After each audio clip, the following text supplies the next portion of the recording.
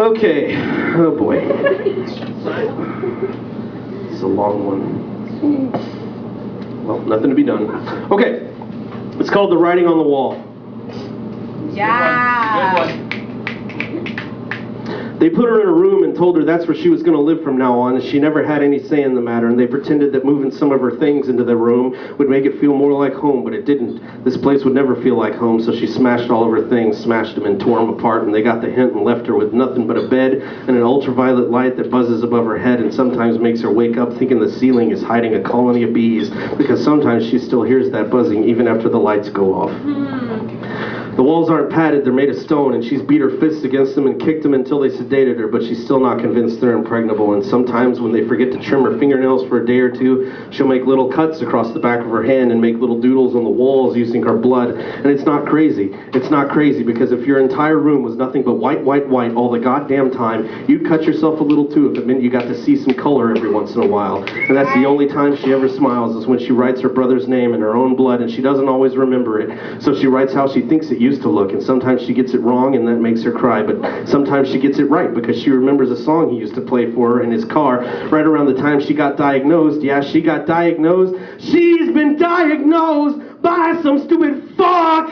There's definitely a reason, and she remembers how she and her brother used to laugh at all the double talk bullshit the doctors would rattle off, but then one day her brother stopped laughing, and that was the same day he stopped playing that song for her.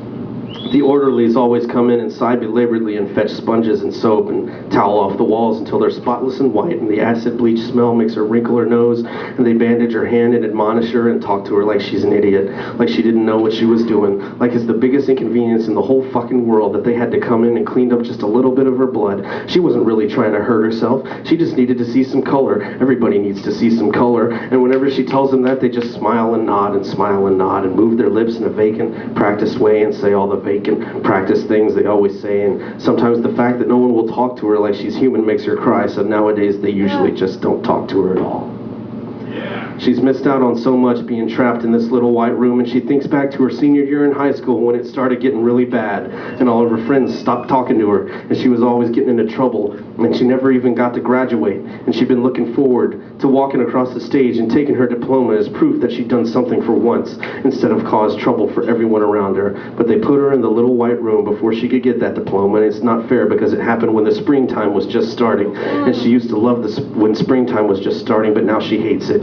She hates the smell of it, the feel of it that creeps in through the window high above her head that they sometimes open on what they consider to be a nice day, because it makes them feel like they're giving her a real treat. Yeah, well, not quite, you fucking assholes. I hate spring, and I hate that there's a tiny window in this room that I've never even been able to look out of, even once in all the years I've been here. And if you gave me half a chance, I'd run out the door back to school, and I'd run across the stage as fast as I could and grab that fucking diploma right out of the principal's hand, and I'd run faster and faster and faster, so fast that you could never catch me and never take anything away from me ever again.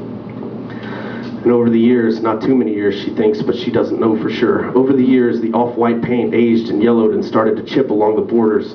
It was that cheap plasticky paint that just chips right off, leaving bare naked cement underneath, cool gray stone. And just last week she caught sight of it, and she's been behaving all week. She's been nice and meek and quiet just like they like her to be, and she never fights or cries no matter how scared she gets. And today it finally paid off. Today one of the orderlies relaxed enough to forget how close she was standing to the dinner cart, and she grabbed a hard plastic butter knife off of it, not hard enough to cut herself with, but definitely hard enough to chip away at this cheap plastic old paint. And that's just what she's been doing all day long. And she's finally finished, and she can't believe what she sees. Faint and dark, but clearly visible against the gray cement wall, is everything she ever wrote, every misspelled word of half-envisioned doodle she ever scratched into the wall in her own blood. Somehow it got through the paint where the chemicals couldn't touch it, and waited there for her to find it. And now that she has, she knows exactly what to do, and her heart starts pounding as she starts in the upper left-hand corner and reads all the way across, and then down, and then all the way across again, reading every word exactly as it's written, even the ones she made up, telling the stories of every doodle to nobody, except she's not really talking to nobody, and her heart is beating so hard she thinks it may jump out of her mouth, and in a way it is, because she's reading an autobiography of blood, and her eyes are sparkling, and her lips are curled upward in a smile, and suddenly she laughs because her horrible cunt of a stepmom used to tell her that she couldn't see the writing on the wall to save her life, except now she sees it, and that's exactly what it's doing. It's saving her life, because she hasn't felt so alive, so fucking alive in years. years, and when she finally finishes reading, she can see the door. Not the one the orderlies come through. A better door appears in the wall with no noise, no fanfare, just fades gently into being as if it's always been there, obscured by only the thinnest, most sheer fabric of reality, which she has now pulled away, and it's arched at the top, and stone steps head downward into darkness, and she can't see very far down the stairway, but there's some kind of soft glow coming from deep, deep down, a soft, inviting glow, and she hears voices now, as if people were whispering just inside the entrance, or maybe people are speaking in their normal voices from very far away.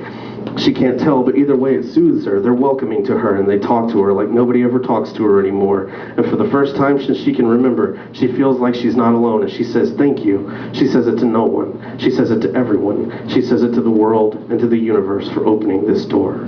Yeah. And for one brief moment, she's aware that this may not be real. She may be hallucinating like they said she would one day, but she reaches out and touches the edge of the doorway, and the cement is cool to the touch, and a soft, cool breeze touches her face from somewhere down below, and she doesn't know what's on the other side, if it's heaven or if it's a door she dreamed up to give herself a final chance to escape into some deep hidden hole inside her mind. But she knows once she steps through this door, she can never come back. She'll leave behind the little white room forever. And she whispers a goodbye to her mother and father and brother and hopes to see them again, but suspects she won't. And that little twinge of fear disappears because she wrote her entire life in her own blood on the wall, and the wall was kind enough to remember the words even after the doctors washed them away, and patient enough to sit through her clumsy invocation, and was loving enough to open a door for her to step through. And she can't imagine a door that came from her life and her blood would lead her someplace bad. She can't think of one single reason not to go through it. So she did. Yes. Thanks, guys.